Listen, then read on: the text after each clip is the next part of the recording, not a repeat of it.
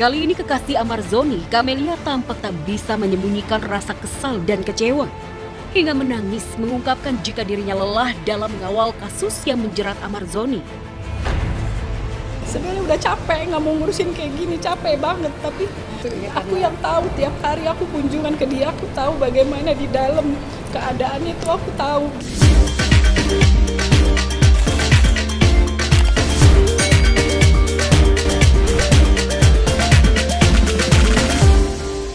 Capek, nggak mau ngurusin kayak gini, capek banget. Dalam sidang lanjutan perkara peredaran narkoba yang membeli terdakwa Amar Zoni pada Kamis kemarin, cukup menguras emosi. Kali ini kekasih Amar Zoni, Camelia tampak tak bisa menyembunyikan rasa kesal dan kecewa. Hingga menangis mengungkapkan jika dirinya lelah dalam mengawal kasus yang menjerat Amar Zoni. Sebenarnya udah capek, nggak mau ngurusin kayak gini, capek banget. Tapi aku yang tahu, tiap hari aku kunjungan ke dia, aku tahu bagaimana di dalam keadaannya itu, aku tahu gitu loh. Ketulusannya seolah dibalas dengan kepahitan yang membuatnya tak lagi mampu membendung emosi. Pasalnya sidang yang sedianya beragendakan keterangan saksi kunci yang bisa membela Amar, nyatanya tak hadir di persidangan.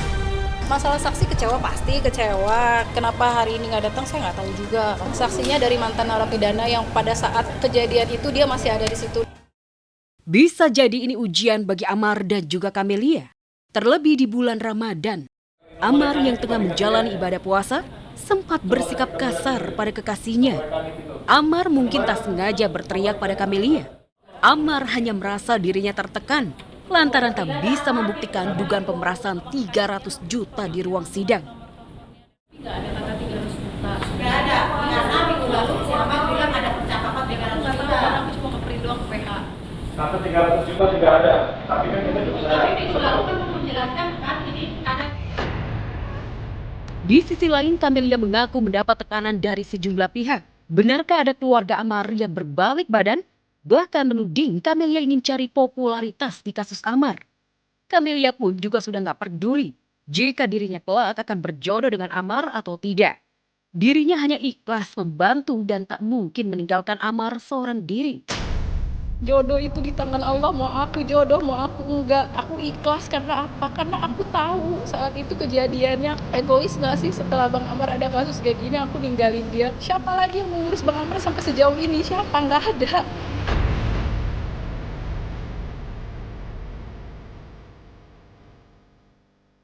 ternyata di masjid itu kerjanya itu nggak cuma bersih-bersih masjid aja.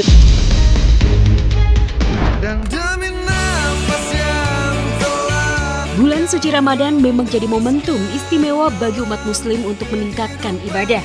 Termasuk salah satunya bisa melakukan hal yang bermanfaat bagi sesama. Hal ini pun ditunjukkan pula oleh selebgram Fadil Jaidi. Kali ini ia terjun langsung menjadi marbot masjid. Fadil tampak cekatan dari mulai mengepel lantai hingga mengelap kaca di sebuah masjid di kawasan Jakarta Selatan. Fadil memang sangat fokus dalam kebersihan tempat ibadah. Penting banget karena biasanya kan kita datang ke masjid kita nggak tahu nih siapa yang bersih-bersih, yang jaga tetap rapi. Seru sih ternyata marbot-marbotnya walaupun udah tua tetap gaul loh guys. Gak cuma sendiri, Fadil mengajak sang ayah, Pak Muh yang juga sangat antusias. Meski usianya tak lagi muda, namun semangatnya tetap menyala. Apalagi di dalam keluarga Fadil. Pak Muh memang si paling sibuk kalau udah urusan bersih-bersih. Kayak aku emang pingin banget tahu sih kayak bersih-bersih masjid, ngobrol-ngobrol sama marbot, terus seneng juga. Bener-bener berjalannya aja aku mah. Wah dekat banget. Semoga gemes parah. Akulah para pencarimu ya Allah. Telegram kocak ini pun menyadari betapa mulianya tugas para marbot yang bertugas mengurus masjid.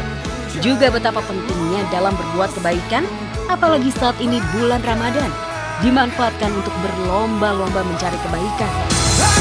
Masjid itu kerjanya tuh nggak cuma bersih-bersih masjid aja, tapi kayak ada yang juga yang sambil ngurus parkiran, ada yang juga sambil ngurus tanamannya atau apa segala macam. Aku yakin sebenarnya Gen Z ataupun gen milenial di luar sana itu pingin banget untuk turun juga untuk ngebantu gitu.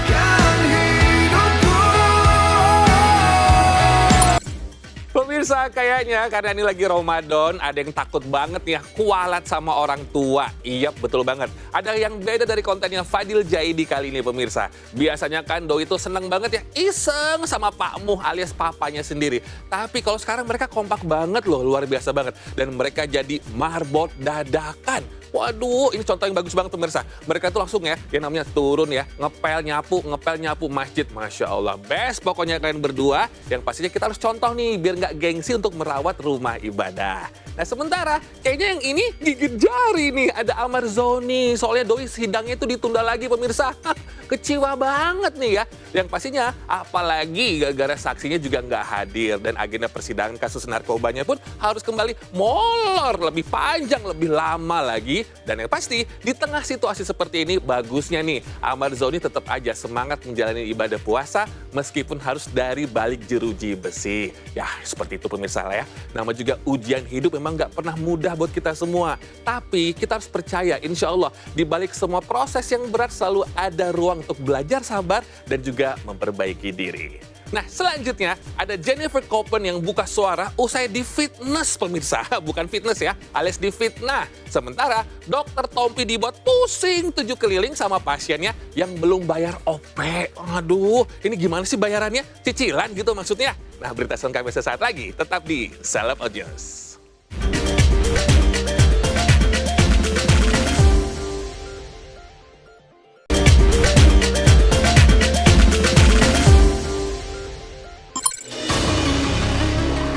Jennifer Copen lagi-lagi harus berurusan sama netizen. Kali ini calon istri Justin Hapner itu buka suara dan merespon komentar netizen yang diduga menyindir dirinya memiliki ketiak hitam meski jual produk deodoran. Tanpa basa-basi, Jennifer menegaskan dirinya tak masalah jika dihina secara pribadi. Namun Jen tak terima jika bisnis yang dibangunnya jadi sasaran fitnah. Apalagi bisnis yang dibangunnya jadi tumpuan rezeki bagi banyak karyawannya. Lo mau hujat gue nggak apa-apa, lo mau ngata-ngatain gue nggak apa-apa, tapi jangan fitnah ya, jangan fitnah bisnis gue. Apalagi nih karyawan gue ada 100 orang lebih ya, yang nyari rezeki dari bisnis gue dan lo mau. Dr. Tompi mendadak jadi sorotan usai curhat di media sosial pribadinya. Penyanyi sekaligus dokter spesialis bedah plastik itu dibuat elus dada karena ada pasangan pasien yang ternyata belum melunasi biaya operasi. Melalui Instagram story-nya, Tompi curhat sekaligus menulis status bernada sindiran. Netizen lagi heboh sama urusan LPDP, saya lagi heboh sama urusan lupa DP. Tompi juga menuliskan soal si pasien yang sempat berjanji akan melunasi biaya setelah operasi karena menunggu dana masuk dari luar negeri. Kondisi itu bikin Tompi jadi berada di situasi serba salah lantaran sudah terlanjur tindakan dan tak mungkin dirubah lagi.